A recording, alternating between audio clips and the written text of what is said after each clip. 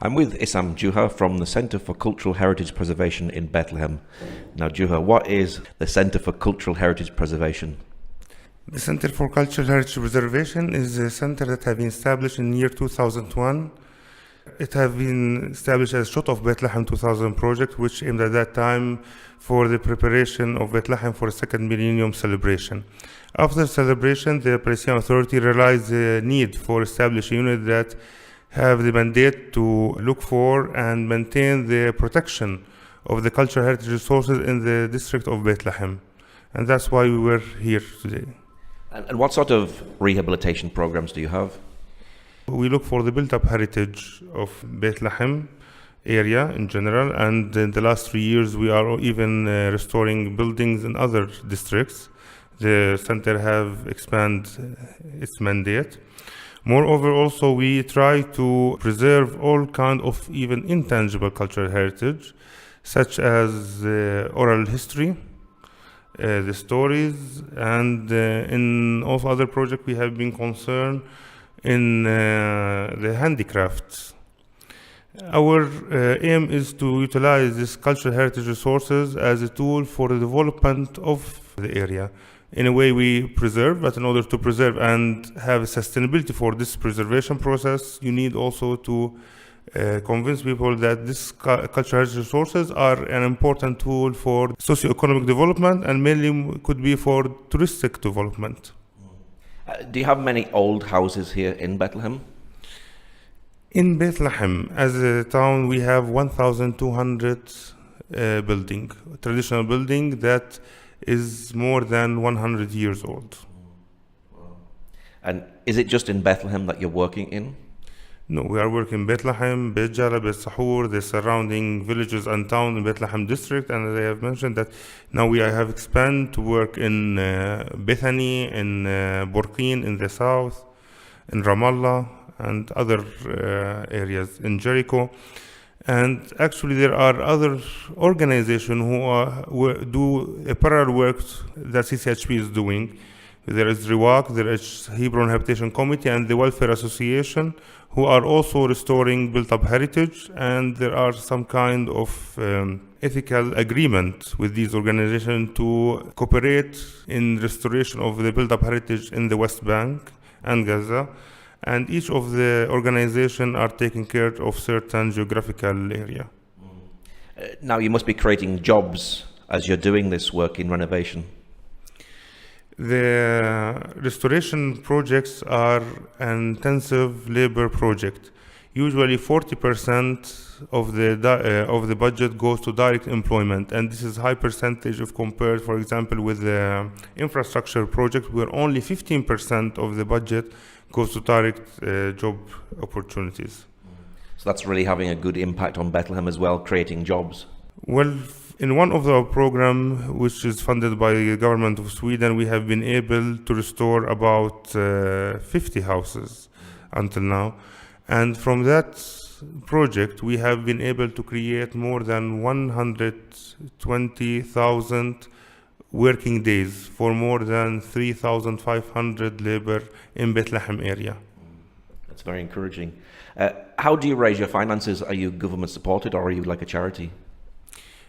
We are a non-profit organization which work under the umbrella of Ministry of Tourism and Antiquities, but we are financially independent, and we depend on the donor support for implementing project, which usually we fundraise and secure some money from the international supporting communities such as the EU countries, the USAID, and other supporting, and the EU, and we secure that money for the implementation of the project. In some projects there are a lot of projects where we tackle the co-financing from the local partners, and we are trying to encourage this sense more and more in the local community. Are there a lot of empty buildings here in Bethlehem? Usually the buildings we restore are an abandoned building, and usually they have been abandoned for a long period, and that's why these buildings could be deteriorated or in bad conditions and an urgent need for restoration. In Bethlehem, for example, in Beit Jala, Beit Sahur, we have identified more than 100 buildings which have been empty. That was 2 years ago, and we are in the process of just finding the partner organization who are willing to use that buildings.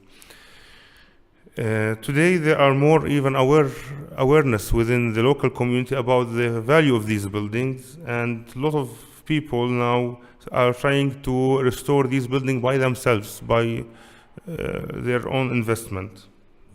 Are some of these buildings, they have a lot of archaeological history? Most of these buildings are an Ottoman building that related to the Ottoman period. Their age varies between 200 and 100 years old. Nevertheless, the typology of these buildings are a traditional one with a cross vault and a typology of building that does not exist anymore. And having all these buildings in an urban tissue form the historical center of Bethlehem, Beit Jala, Beit Sahur, and other villages. And these centers refer to the origin of these historic areas and give the value for these towns and villages. Imagine Bethlehem without a historic town. In the past, people used to come to the Church of Nativity, visiting Bethlehem only the Church of Nativity, and leave. Now people are more interested to go within the historic town of Bethlehem and see what was the architectural building, the traditional life, how was people living, how is Bethlehem, the architecture of Bethlehem. Because you can never imagine the Church of Nativity without the adjacent historic town. It will lose its identity, and that's why when in year 2012 we have inscribed Bethlehem on the World Heritage List, the area that have been inscribed was the Church of Nativity and the pilgrimage route that passed within the historic town, and the whole historic town was considered as the buffer zone for the Church of Nativity. Which areas in Bethlehem have you already renovated? We have renovated several traditional buildings. Maybe we have renovated more than 15 traditional buildings in Bethlehem itself. In Beit Jala also we have renovated something like 4. In Beit Sahur we have renovated 6, 7. In other villages like Al-Khadr, Nahalin, Husan, Batir, in each town we have renovated between 1 to 3 buildings. And these buildings are spread in all these towns and villages in the historic towns. Our aim was at least to provide one sample of restored building in each village and town, at least. We have been able to reach most of the villages and towns in Bethlehem, and now we are building more on the success stories that we have in selecting, identifying future projects. And do you renovate in the traditional style from that period?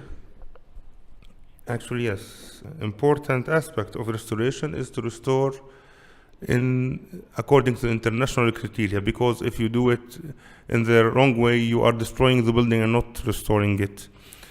We have been participating a lot of training session and workshop. We are now more familiar about the international criteria in the restoration. We are trying to do our best to fulfill this criteria in all of the building that we do restore. Sometimes we try to find a balance between what is the ideal standard of restoration and the need of the user of the building. Most of the time we are in favor of using the traditional way of restoration. In some specific cases, when there is an urgent issue and huge strong justification, in some small cases we may compromise to secure the sustainability of the use of this building. For example, in some building, like there are a need for toilets, and according to the international standard of renovation, we should not have additions. But in some cases, we are obliged to have some minor addition, but in a way that you can easily distinguish between these new additions and the old building. Is cultural heritage important? In Palestine and everywhere in the world is important, but particularly in Palestine, it's more important than any other place in the world.